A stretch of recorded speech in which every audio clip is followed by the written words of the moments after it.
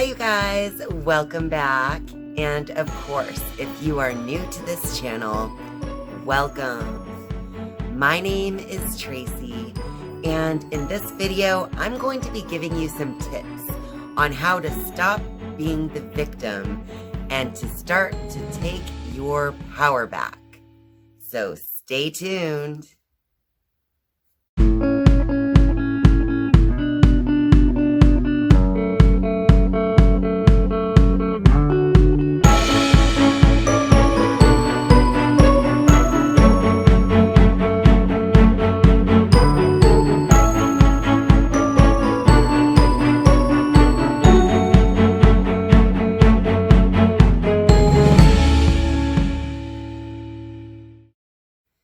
We have all had those moments in our lives where we just feel like we are the victim of some type of circumstance or of someone else's actions, or just in general had that victimhood mentality.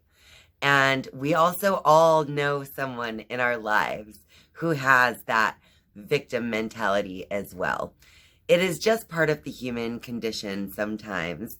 When basically that victim mentality that I'm referring to is when someone's always upset and just kind of thinking that the whole world is against them, nothing ever goes right for them, always blaming others and pointing the finger in another direction anytime that there's a problem in their life, and that type of mentality. So I'm just here today because I obviously have experienced this in my life as well, where I just kind of feel more like a victim and I'm trying to blame things outside of myself for something that is actually happening internally.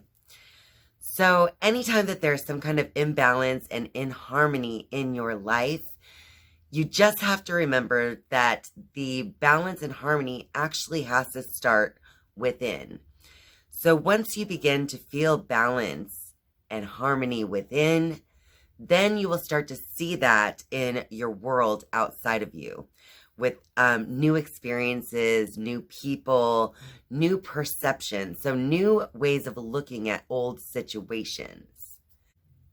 If you have been watching my channel for a while, then you might have seen the video that I made about how to raise your vibration using the scale of consciousness. But of course, if you have not seen that video, I will go ahead and link it up above in case you want to go watch that.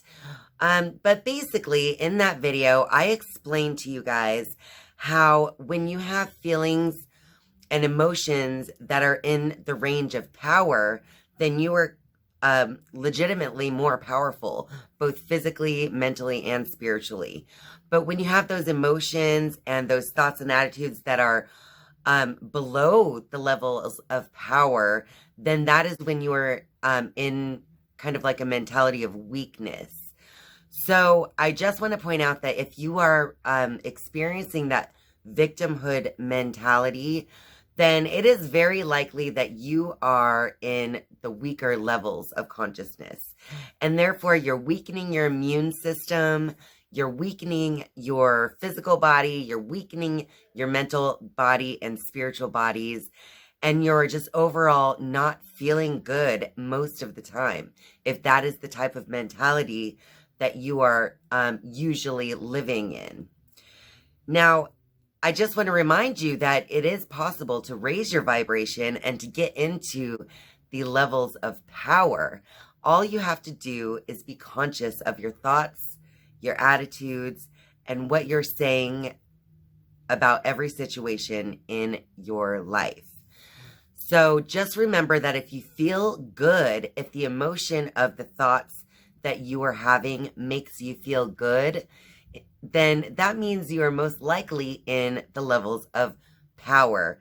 And so therefore your consciousness, your immune system, your physical body, spirit bodies are all uplifted. Just letting your feelings and emotions guide you will help you to understand kind of where you are within the levels of power and weakness. And as well as, is your vibration high or low? Because As you also know, if you've been watching my channel, your energy is actually being put out into every experience in your life. So basically, every person that you encounter is kind of feeling your energy body. So you're putting out that vibration, whether high or low, and therefore other people can leave you either feeling energized and feeling better about themselves and the experience they just had, or someone can leave you feeling depleted and just like drained and like they just don't feel good after being around you. And that just depends on your vibration and kind of what energy levels you're putting off. And again, you can reference that scale of consciousness to know if you're making people feel good or bad based on your level of consciousness within that scale. So now I have some tips that I would like to share about how to kind of stop being a victim and to take your power back.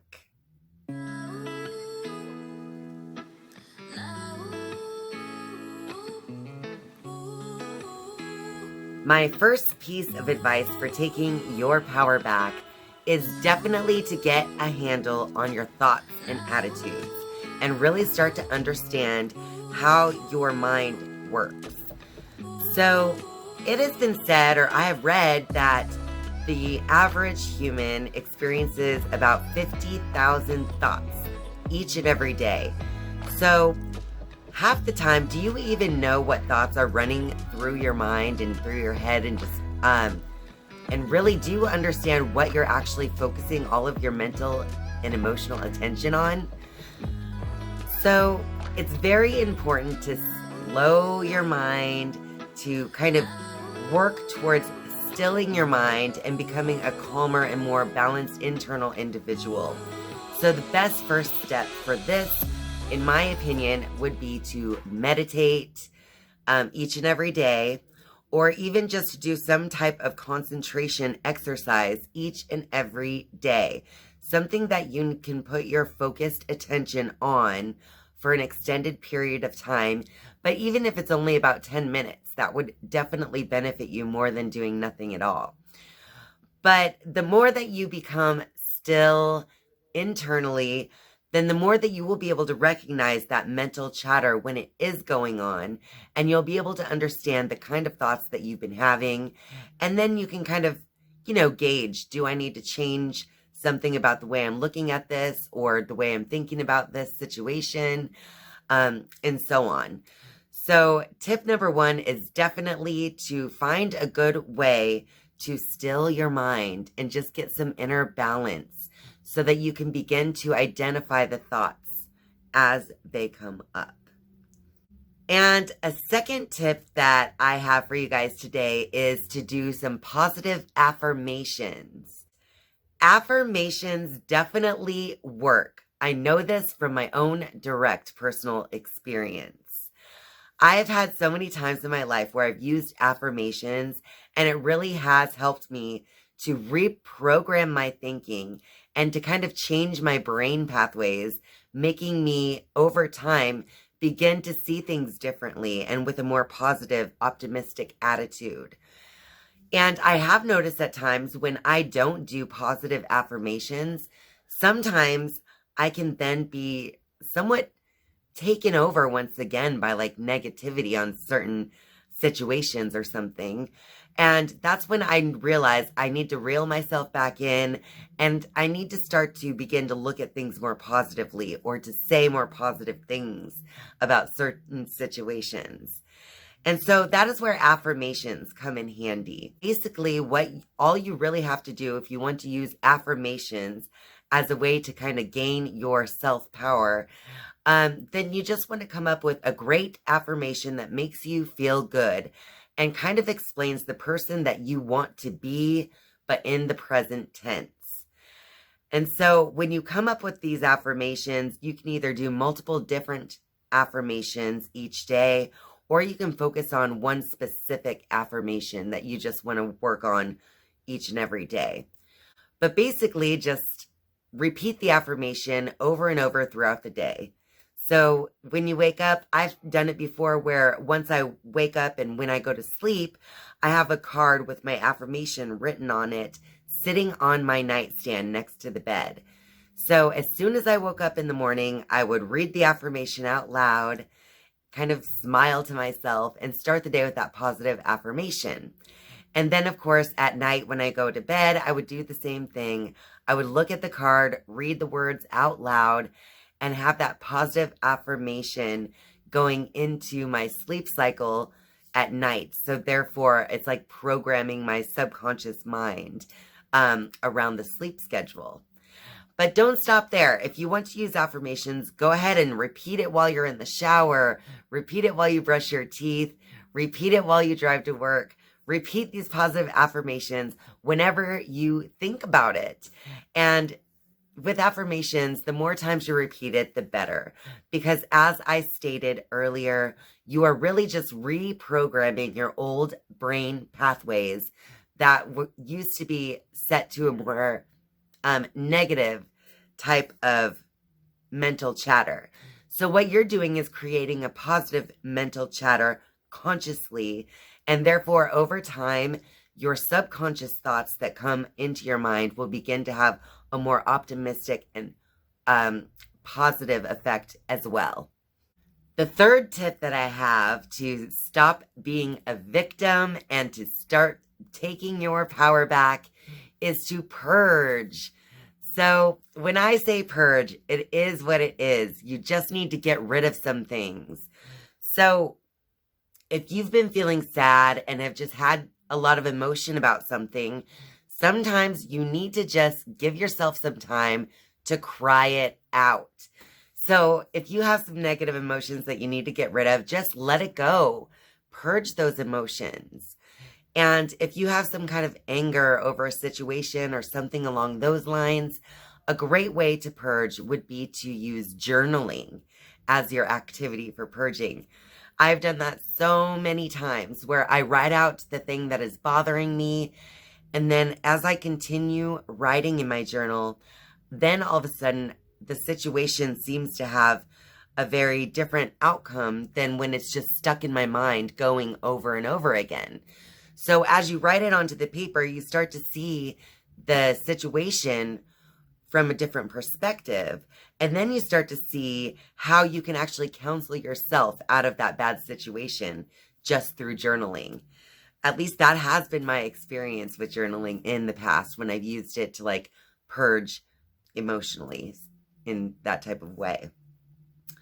Another way that you may have to purge, unfortunately, is sometimes we have to let go of people in our lives that just are not serving us anymore. There are times in our life where this exact same person that you've had so much fun with and connected on such a deep level with is simply no longer connecting with you in the same ways. And sometimes those relationships can become very draining on us spiritually and especially emotionally. You're giving yourself a gift of the freedom of that relationship that has been kind of holding you down either emotionally, spiritually, or sometimes even physically, with people who are constantly, only calling if they need your help with something, for instance. So yes, purging can be an individual experience where you are simply purging some old thought patterns, old emotions, or old habits out of your life. So sometimes the purging has to do with all of that, but sometimes the purge really does have to do with people on the outside. Sometimes the purge can even go as far as to you looking for a different job because you simply can't continue to work in the current environment that you're in, for example. So that is completely up to you how far you take your purging process, but it's time to take back your power. So that means it's time to get rid of anything in your life that seems to be holding you down emotionally and seems to be holding you down vibrationally, keeping you in those lower, weaker vibrations. And as soon as you let those things out of your life and purge them away, you'll quickly realize how much higher your vibration will raise and how much better your overall awareness and consciousness will be. My fourth tip for how to stop being the victim and how to take your power back is actually to learn from your losses. Just understand that we are all human and we are not all perfect. And I know, as personally, I'm a Virgo moon, so I do try to be a perfectionist in some certain areas. And not only do I look for that in myself, but I also seek that in others in some certain situations. So basically, you just have to sometimes realize that you're not perfect. You're human and you are going to make mistakes and you're going to take a wrong turn or go down a wrong path. So what you have to do, instead of sulking in those situations like the victim mentality would have you doing, you need to take your power back and learn a lesson from the situation. So take a lesson from your losses and begin to actually change and grow because of situations that have actually forced you to look at yourself and what you might need to change or upgrade in who you are. So don't be afraid to actually give yourself some kind of constructive criticism every now and then, and to actually admit where you're wrong. Because if you're afraid to admit where you're wrong, then that really just means that you're afraid to level up. You really don't want to see what is wrong with you, because that means you will have to fix it. And if you fix it, you are therefore leveling up. So let me remind you of that, so that next time that you have a situation in your life where you know that maybe, just maybe, you did something wrong in the situation and you'd been trying to blame others, it's time to realize that when you point the finger, you have 3 more fingers pointing back at you.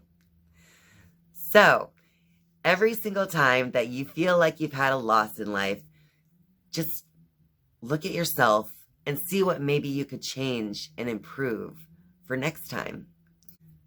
My 5th tip for how to stop being the victim and to gain your power back is to actually just put the focus on yourself. This is kind of echoing my last tip. It's just kind of saying it in a different way, rather than just learn from your losses. Put the complete focus on yourself in every single situation in your life, and then you're constantly improving. You're constantly aware of the thoughts and attitudes that you have inside. You're constantly then aware of what you're sharing with others through conversations and other ways of communication. Basically, if you just keep the focus on yourself rather than on other people, then you're no longer the victim. You start to realize that the power is within you all along. Just like when Dorothy finds out to go home, all she has to do is click her heels together in the ruby slippers, and all of a sudden she's home. So just realize that you've always held the power. You've never actually been a victim. You've only been a victim of your own thinking and a victim of your own attitudes and a victim of your own habits. And my 6th and final tip for how to stop being a victim and gain your power back is to remember that love is the key to all success.